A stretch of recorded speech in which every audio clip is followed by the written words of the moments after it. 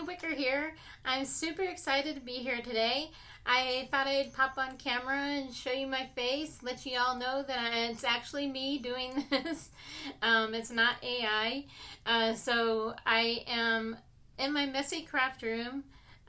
Real life, it's a working craft room, so it's going to be messy. And yeah, just keeping it real here. So I am going to be working with the vintage vinyl collection today. Spellbinders was kind enough to send me this. This is by Hero Arts. It's an awesome collection. I've been having so much fun with it. Yes, I did receive the whole collection, which I'm really excited about. So let me go ahead and bring in the cards to show you that I made so far. I've made 7 beautiful cards. And what I'm going to show you is this card. I'm going to bring this one to life on camera for you today. Because I don't know about you, if you've been playing with this collection, if you had trouble lining this stencil up, I have a hack for you. So hack, tip, whatever you want to call it. But I want to show you how you can get this stencil to line up every time you use it. So I hope you all stick around to see that come together. So here's another card I made, super cute. I love those records.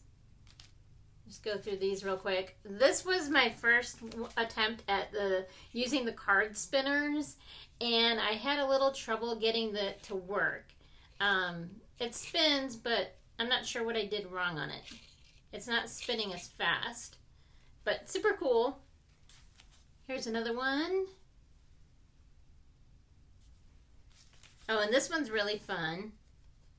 This would be great for, what am I thinking of?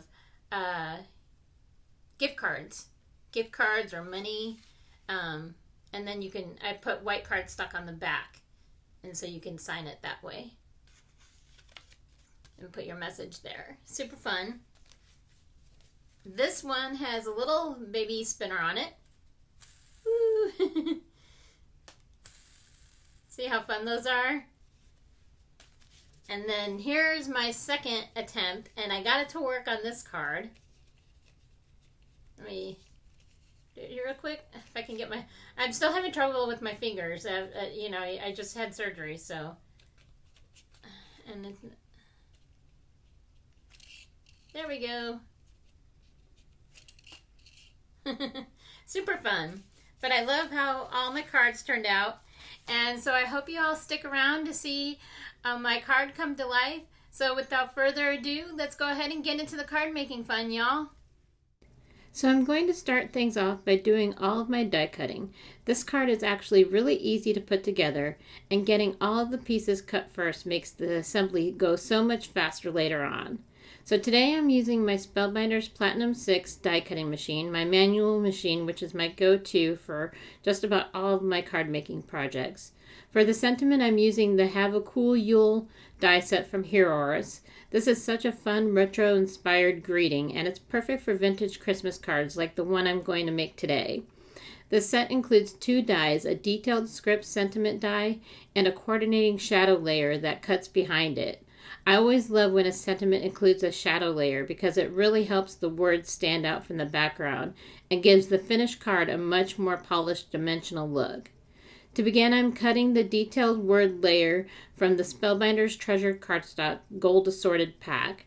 I chose one of the beautiful metallic glitter gold sheets because it gives the sentiment a rich, elegant sparkle that really complements the retro Christmas theme. And you saw me there, I save all my scraps.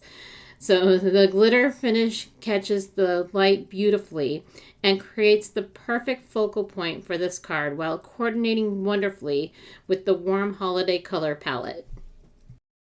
So I like to save all my cardstock scraps, even the tiny little pieces. I especially save my scraps from the Spellbinders Treasure cardstock because it's a little pricey, and those small pieces are perfect for die cutting tiny sentiments and embellishments later on. You just never know when you're going to need one of those scrap pieces of paper. So now I'm just looking for my Spellbinders pokey tool. It's around here somewhere. It makes it so much easier to pop all those little pieces out of the die cut. I've actually been doing a little bit better about cleaning off my desk after each project, and it's really helped me keep track of my supplies. I still wish I was better at staying organized, though I used to be so much better at it. Yay, I found my Spellbinder's Pokey tool. I knew it was around here somewhere. Oops, things are just falling onto my glass mat today. Sorry about that. That was my lipstick. Oops. I was keeping that handy for my intro. But anyways, that always seems to happen when I'm crafting. Something seems to fall onto my glass mat. So this Pokey tool is part of the newer Spellbinder's Handicraft tool set, and I found myself reaching for it all the time. I'll have it linked below using my Spellbinder's affiliate link if you'd like to check it out.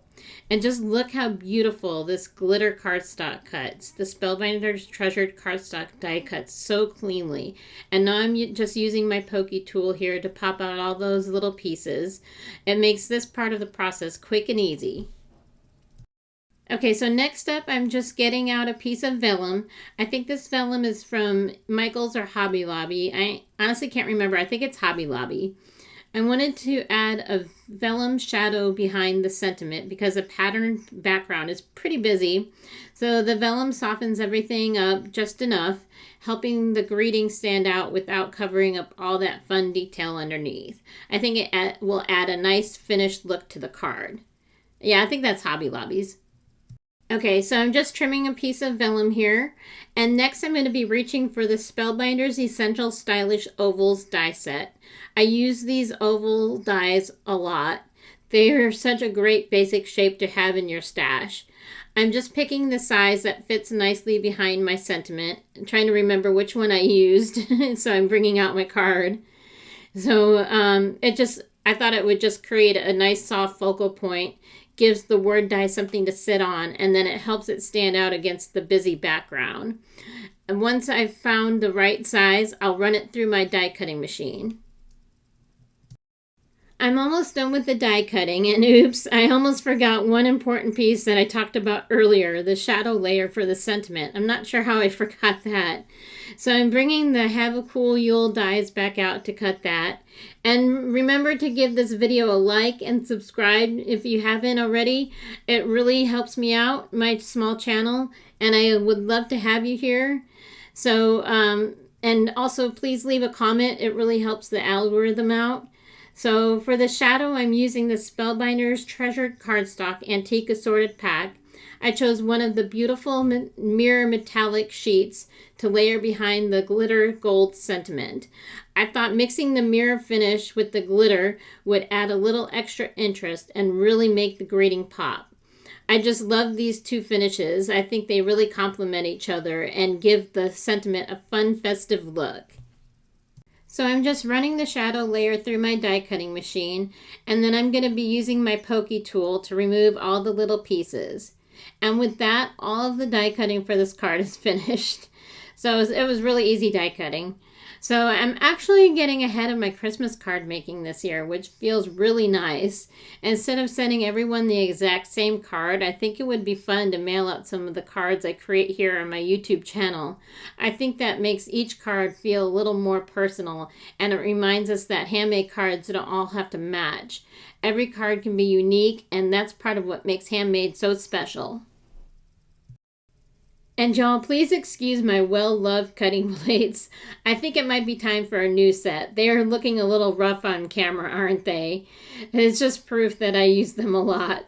So as long as they keep doing their job, I guess I can't complain too much. So there's the shadow layer. That looks good. So I'm going to put away my die cutting machine and my dies here, and I'm going to get set up for the stenciling. This next tip, hack, whatever you want to call it, as part that I really hope helps you out. I really wanted to show you this. I picked it up from Artsy Island Girl after struggling to line up this particular stencil and wasting too many card panels. Good cardstock isn't cheap, so this little hack saved me a lot of frustration, and hopefully it'll help you too.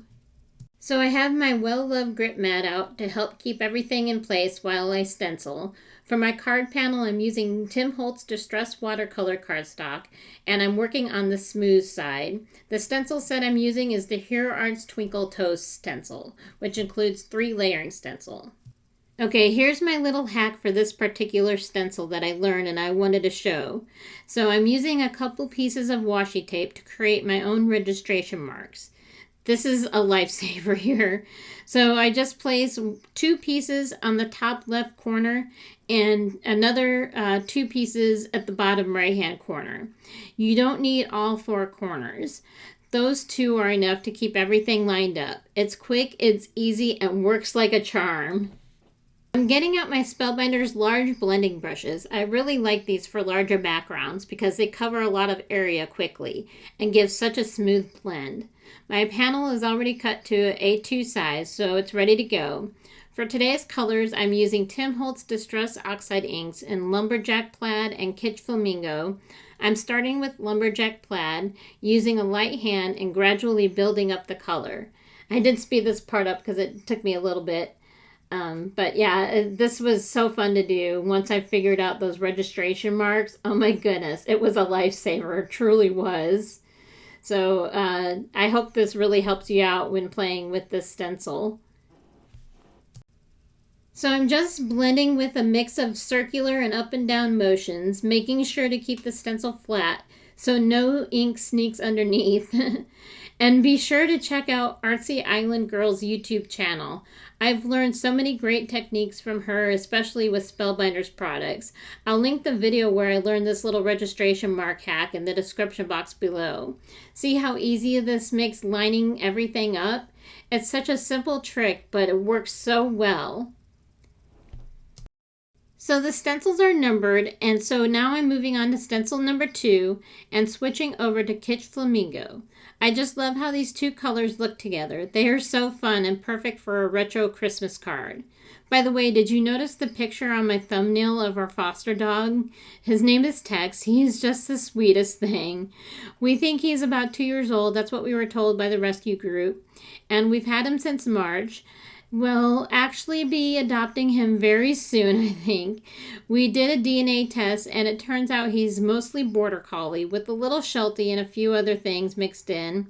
So you all know how much I love my Shelties, but Tex has definitely found his way into my heart.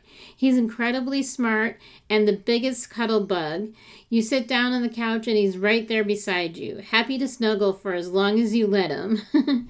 Oh, check out that background, y'all. It turned out great. There's a little few smears, but that's okay. Okay, so now I'm moving on to stencil number 3, and it's time to add a little sparkle, y'all. I'm using Simon Hurley Astro Paste in Unicorn Horn. It's a translucent paste packed with holographic glitter, so it adds beautiful shimmer and just a little bit of dimension without covering up the ink blending underneath. So I'm using my Hero Arts palette knife to spread a thin, even layer over the stencil. I really like this palette knife because it's easy to hold, spreads the paste smoothly, and cleans up really easily afterward. You don't need a thick layer, just a nice, even coat is all it takes. Then I'll carefully lift the stencil to reveal the beautiful sparkle after I'm done spreading on the paste here. Wait for the reveal because it's really pretty. So I'm just using my Hero Arts palette knife to gently smooth the Astro Paste over the stencil. This is just so fun to do. I like to spread it in a nice even layer, making sure all the openings are covered while scraping off any excess as I go. Once I'm happy with it, I'll clean the extra paste off my palette knife and put it right back into the jar so nothing goes to waste. So now the best part, y'all. The reveal. So I'm just going to clean off my palette knife there. And I'm going to carefully lift the stencil straight up, kind of at an angle with the palette knife. Here we go. I hope the camera is picking up the sparkle. I'm not sure if it is or not, but it's so pretty.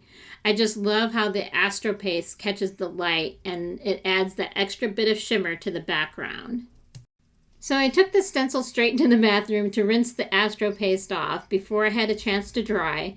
Thankfully, y'all, I have a bathroom right next to my craft room, so cleanup is quick and easy. So now I'm going to set the background aside for a few minutes to dry. One thing I really like about Astro Paste is that it dries pretty quickly, so you don't have to wait a long time before finishing your card. So while that's drying, I'm going to assemble the Have a Cool Yule sentiment. I'm using my Barely Art glue and my fine tip bottle from Spellbinders to layer the die cuts together. I'm also using my reverse tweezer here from Hero Arts. Once that's finished, I'm going to grab some Altenew foam tape to add a little bit of dimension to pop up the sentiment on the vellum, giving it a little extra dimension and helping it stand out against the busy background. So this is super fun and easy to do. Okay, y'all, just look at that sentiment. I just love that scripty Y, the H, and the E at the end there of the Yule. So pretty, that scripty font. So anyways, I think it turned out so pretty, and it's going to look amazing on this card. I can't decide what's stealing the show today, the sparkly sentiment or that stencil background. I think the stencil hack might just win because it made lining everything up so easy. So I'm speeding this part up quite a bit, y'all.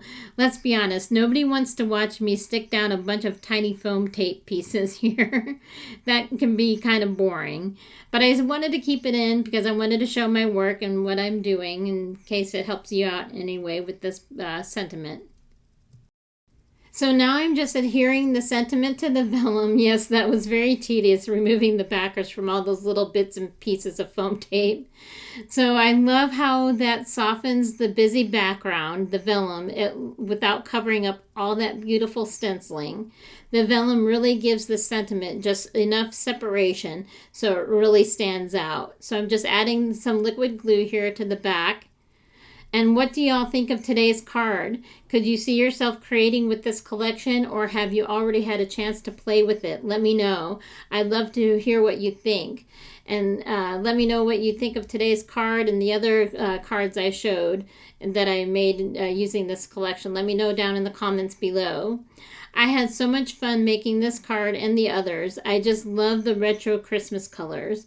The sparkle from the Astro Paste and of course that simple stencil hack made this background so much easier to create. It's amazing how one little tip can make such a big difference. So thanks again, Artsy Island Girl. If you enjoyed today's video, I'd really appreciate it if you give it a thumbs up and subscribe if you haven't already. It really does help my channel grow and lets YouTube know you like what you see and see more of my videos. And if you made it all the way to the end, leave the word vintage in the comments so I know you were here. Every comment, like, and watch really helps the YouTube algorithm, and I truly appreciate your support. My goal is to get monetized, and every public watch hour gets me one step closer. So thank you so much for spending some time with me in my craft room today. I appreciate each and every one of you. Happy crafting, and I'll see you in the next card making video. Check that out, y'all. See how sparkly and fun that is? It turned out great. All right.